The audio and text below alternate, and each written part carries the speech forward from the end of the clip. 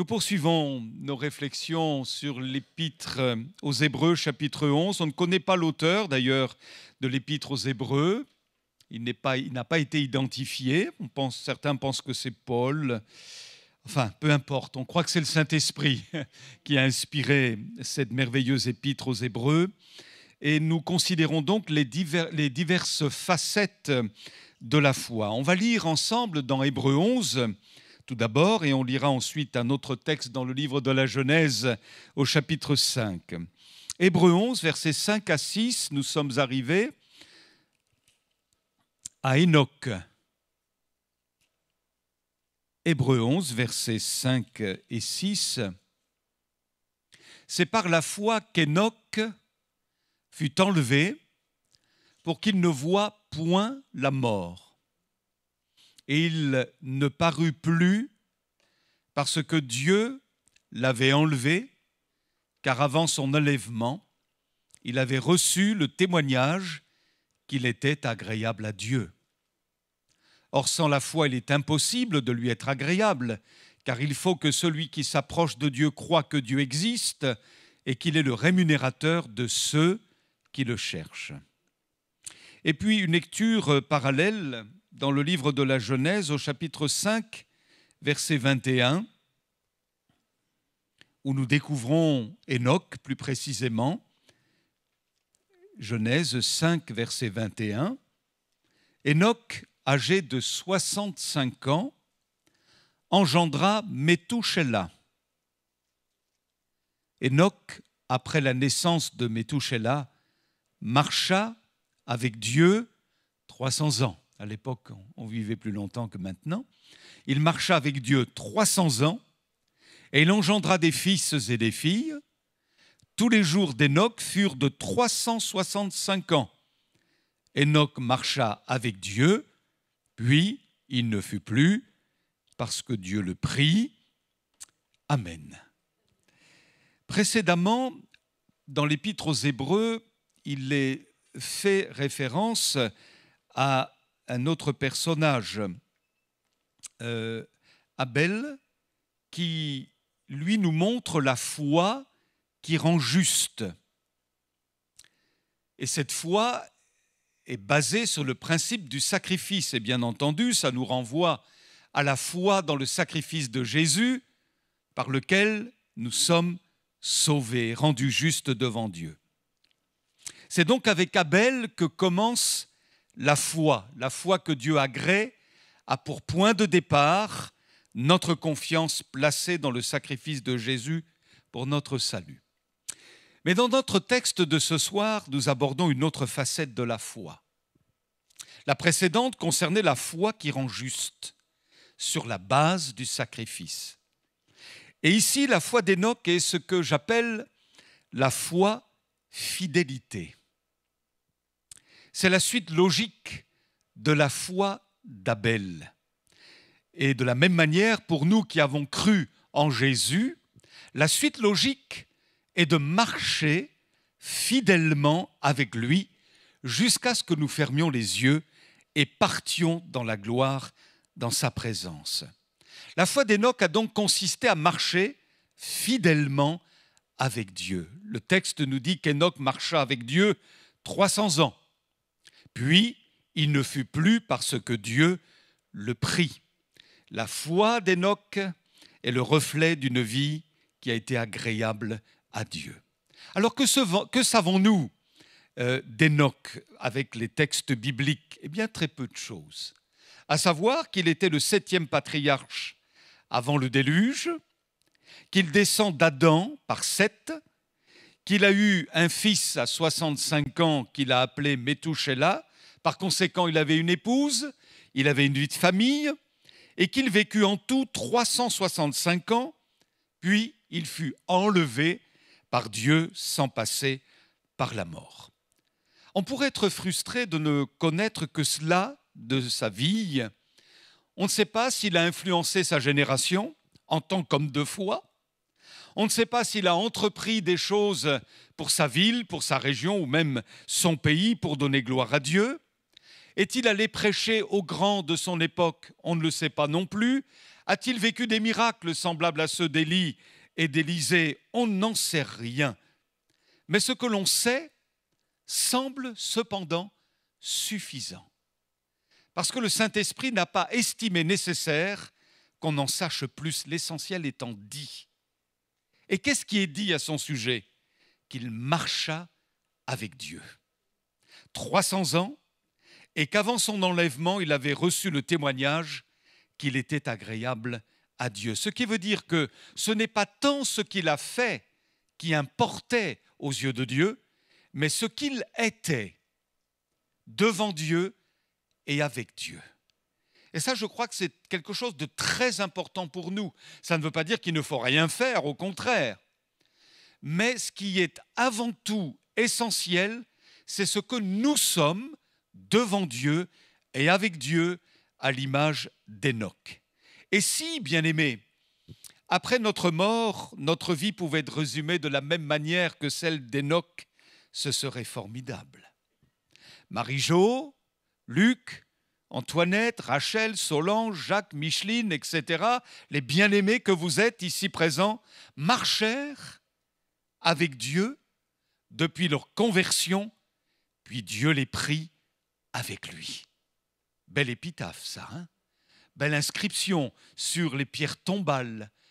Un tel marcha avec Dieu et Dieu le prit avec lui. Gloire au Seigneur. Mais c'est quoi marcher avec Dieu? Je voudrais prendre l'image d'un vieux couple encore amoureux, ça existe. Un vieux couple encore amoureux, marchant bras dessous, bras dessus. Imaginez-les. Ils se connaissent tellement qu'ils peuvent se parler par un simple regard. Ils ne peuvent pas se passer l'un de l'autre. Ils marchent côte à côte, ils sont collés l'un à l'autre. Il y a une complicité indestructible entre eux, il y a un accord de cœur et d'esprit. Ce sont les meilleurs amis du monde. Eh bien, c'est ça marcher avec Dieu. Et je suis persuadé que c'est comme ça qu'Hénoch a vécu sa marche dans la foi avec l'Éternel. L'Éternel était le tout de sa vie, l'Éternel était même son ami. D'ailleurs, Jésus dit dans l'Évangile selon Jean chapitre 15, verset 15, « Je ne vous appelle plus serviteurs, mais je vous appelle mes amis. » Et dans le livre le psaume 25, verset 14, il est dit ceci, c'est un texte que j'apprécie beaucoup personnellement, « L'amitié de l'Éternel est pour ceux qui le craignent, et son alliance leur donne instruction. » Une autre version dit « Les communications intimes du Seigneur sont pour ses fidèles, il leur fait connaître son alliance. » Ainsi, la marche par la foi d'Hénoch est une marche de communion avec Dieu. C'est un attachement fort avec lui. C'est une intimité, une complicité entre lui, Hénoch, et son Seigneur. Et c'est la joie, en même temps que l'assurance d'être avec Dieu pour traverser 300 ans de sa vie sur terre dans un monde pas facile. Jésus dit, « Demeurez en moi et je demeurerai en vous. » En tous les cas, avec une telle marche par la foi, en communion avec l'Éternel, eh bien, Hénoch a plu au Seigneur. Et c'est une autre réflexion que nous pouvons avoir, vous et moi, tout en sachant que nous ne sommes pas parfaits par nous-mêmes, mais néanmoins, sommes-nous agréables à Dieu? C'est une question qu'on peut se poser devant le Seigneur, et vous vous la posez certainement régulièrement. Suis-je agréable à Dieu? Te suis-je agréable, Seigneur? Cette marche de foi plut à Dieu. Hénoch plaisait au Seigneur et il avait même, dit l'Écriture, reçu le témoignage qu'il était agréable à Dieu. Et il en fut récompensé, parce que le texte dit, il est le rémunérateur de ceux qui le cherchent. Et quelle fut sa récompense? Eh bien, il est parti avec le Seigneur. Le Seigneur l'aimait tellement qu'il l'a pris avec lui pour le conduire dans sa gloire éternelle. Ce récit confirme qu'il y a une vie dans l'au-delà. Jésus, d'ailleurs, l'enseigne clairement, il y a plusieurs demeures dans la maison de mon Père. Si cela n'était pas, je vous l'aurais dit, je vais vous préparer une place. À tel point que Paul, dans les Philippiens, dit « J'ai le désir de m'en aller ». Nous aurions côtoyé Paul, nous l'aurions sans doute entendu dire « J'ai hâte d'être avec Jésus ». Je voudrais partir avec Jésus. Je connais un cher frère, s'appelle M. Galifo, qui partageait cela. Il disait même à sa famille, c'est un peu fort, je trouvais que c'était un peu fort, mais à sa famille, à ses enfants, à sa femme, je veux aller avec Jésus. Je veux aller avec Jésus. Quelle joie d'être avec Jésus. En tout cas, Paul, lui, le disait. J'ai le désir de m'en aller et d'être avec Christ. Et puis, il enseignera aux Corinthiens, nous savons en effet que si cette tente où nous habitons sur la terre est détruite, il parle bien sûr de son corps, nous avons dans le ciel un édifice qui est l'ouvrage de Dieu, une demeure éternelle qui n'a pas été faite de main d'homme. Ce qui était intéressant, c'est qu'Enoch a vécu une expérience hors norme. Laquelle? Il n'est pas passé par la mort. Il n'y a que 2 personnages dans l'Écriture qui ont fait cette expérience, Enoch et Élie, le prophète. Ils ont été l'un et l'autre enlevés sans passer par la mort. Et cela, bien sûr, nous renvoie à un événement à venir qui ne manquera pas d'arriver, frères et sœurs, que la Bible appelle finalement l'enlèvement. Un jour autant marqué par Dieu, l'Église, serons-nous cette Église qui connaîtra l'enlèvement? On peut y penser. On peut y penser. Et donc, un jour, l'enlèvement aura lieu selon ce qu'enseigne Paul dans 1 Thessaloniciens 4. Le Seigneur lui-même a un signal donné. À la voix d'un archange et au son de la trompette de Dieu descendra du ciel et les morts en Christ ressusciteront, premièrement. Ensuite, nous, les vivants, qui seront restés, nous serons tous ensemble enlevés avec eux sur les nuées à la rencontre du Seigneur dans les airs, et ainsi nous serons toujours avec le Seigneur. Marcher avec Dieu conduit à l'enlèvement, tôt ou tard, que ce soit le Seigneur qui nous enlève alors que nous sommes vivants sur terre, ou que ce soit par la mort qui nous enlève pour être ensuite dans sa présence. Marcher avec Dieu, je crois aussi, consiste à être enlevé hors de la portée de Satan. Parce qu'il faut comprendre qu'Enoch a vécu dans une génération particulièrement corrompue. Et il lui a fallu toute la grâce de Dieu. Les textes bibliques ne nous en parlent pas, mais ça a dû être particulièrement difficile pour lui de faire face à la puissance du péché qui sévissait dans sa génération. Il a été sans doute tenté de multiples fois, il a dû subir toutes sortes de pressions comme nous aujourd'hui, comme nos jeunes gens aujourd'hui, nos adolescents et même nos enfants. Ils subissent eux-mêmes ce genre de pression, mais nous croyons que le Seigneur est capable de les dégager du pouvoir de Satan, comme les enlever, alléluia, face à la tentation pour les mettre sur son cœur. C'est Jude qui nous révèle qu'à l'époque de Noé, c'était particulièrement difficile. Jude 14 et 15, c'est aussi pour eux qu'Enoch, on retrouve le nom d'Enoch, le 7e depuis Adam, a prophétisé en ces termes, « Voici, le Seigneur est venu avec ses saintes myriades pour exercer un jugement contre tous et pour faire rendre compte à tous les impies parmi eux de tous les actes d'impiété qu'ils ont commis, et de toutes les paroles injurieuses qu'ont proférées contre lui des pécheurs impies. » Mais Enoch était différent de cette génération. Il marquait sa différence par sa foi et par sa marche fidèle avec Dieu. Il se démarquait du péché de sa génération, et alors que sa génération s'enfonçait dans le plus sombre péché, eh bien, Enoch, lui, s'élevait spirituellement. C'est comme si, dans ces moments difficiles de pression face au péché, le Seigneur l'enlevait de la puissance du péché pour le cacher en lui. Il expérimentait ce que le Seigneur a dit dans Ésaïe 54, 17. Je vous lis dans une version particulière. « Aucun plan, aucun instrument de destruction, Aucune arme venant du diable ne pourra te renverser, ni avoir raison de toi, car il sera anéanti. Alléluia. Inspirons-nous de la marche, bien-aimés, par la foi d'Hénoch. Cette foi-là lui a valu d'être délivré des pièges du diable, car il était proche de Dieu, et d'être un jour enlevé avec Dieu dans son royaume éternel. Alléluia. C'est par la foi qu'Hénoch a marché avec Dieu fidèlement. Restons sur cette pensée. Marchons fidèlement avec le Seigneur. Alléluia. Marchons de tout cœur avec lui et attendons cet enlèvement qui va bientôt venir.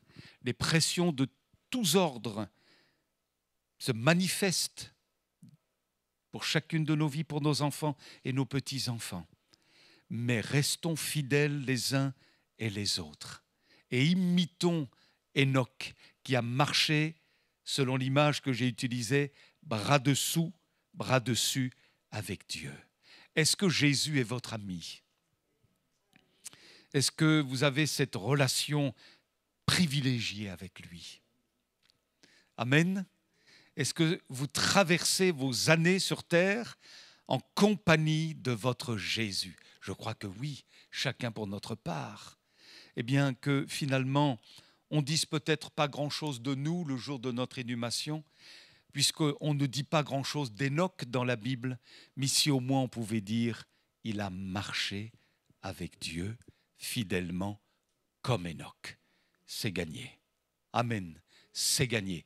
Qui que nous soyons, c'est ça le témoignage intérieur du Saint-Esprit qui doit animer notre cœur les uns et les autres. Marcher avec Dieu comme Hénoch a fait lui-même en son temps dans une génération corrompue, pervertie. Nous aussi, nous sommes dans ce type de génération, mais béni soit Dieu, nous pouvons marcher avec le Seigneur de tout notre cœur. Amen. Merci Seigneur pour ces moments de réflexion devant toi, avec ta parole. Tu parles si simplement et tu nous rappelles la nécessité de marcher avec toi fidèlement, avec joie, avec enthousiasme. Merci Seigneur de ce que tu as gardé Hénoch au sein d'une génération tellement corrompue, tellement mauvaise. Et c'est comme si tu l'enlevais de cette puissance du péché pour le placer sur ton cœur, parce que tu as vu son cœur. Seigneur, tu vois notre cœur à chacun d'entre nous. Tu connais aussi nos luttes, tu connais aussi nos combats, nos tentations, nos épreuves. Mais dans ton amour, tu nous garderas fidèles les uns et les autres. Tu poses toi-même cette question, lorsque le Fils de l'homme reviendra sur la terre, trouvera-t-il de la foi? Peut-être pensais-tu à la foi d'Hénoch. Eh bien, Seigneur, aide-nous, comme Hénoch, à marcher avec toi, à suivre tes pas. Sois notre ami, Seigneur, notre confident. Nous voulons que notre foi te soit agréable. Nous désirons que notre vie te plaise. Seigneur, oui, nous aussi, nous voulons la récompense de l'enlèvement. Nous voulons partir avec toi dans le ciel. Alléluia. Cet homme, un jour, a disparu de la terre. Certainement que ses contemporains n'ont rien compris. Il avait disparu. Et certains ont dû se dire, mais c'est parce qu'il marchait avec Dieu, bras dessus, bras dessous, en pleine communion avec son Dieu. Et Dieu l'a récompensé et l'a pris dans son royaume. Eh bien, Seigneur, nous croyons que c'est notre héritage, un héritage qui ne peut se corrompre ni se flétrir. Notre héritage, il est dans les cieux. Notre cité à nous est dans les cieux. Nous nous attendons Jésus, notre Sauveur. Alléluia. Merci Seigneur de nous donner d'être forts face à la tentation. Merci de visiter nos jeunes gens, nos jeunes adolescents face aux pressions de ce monde. Protège nos enfants, protège nos petits-enfants, Seigneur. au nom de Jésus, afin qu'il ne se mélange pas avec ce monde, Seigneur, mais qu'au contraire, il puisse marcher déjà comme Enoch, alléluia. Donne-leur les bases, Seigneur, dépose-les dans leur cœur et marque-les de ton sceau. Nous te le demandons, Seigneur. Et si quelqu'un au milieu de nous est en difficulté, voulant abandonner la marche fidèle, eh bien renforce sa foi, s'il te plaît. Fortifie ce bien-aimé au nom de Jésus, alléluia. Seigneur, fais de nous des Enoch, marchant avec toi en toute fidélité. Et Seigneur, t'étant agréable de jour en jour, ô Dieu de grâce, tu nous donnes ce privilège à chacun d'entre nous. Nous te bénissons, notre Dieu. Amen.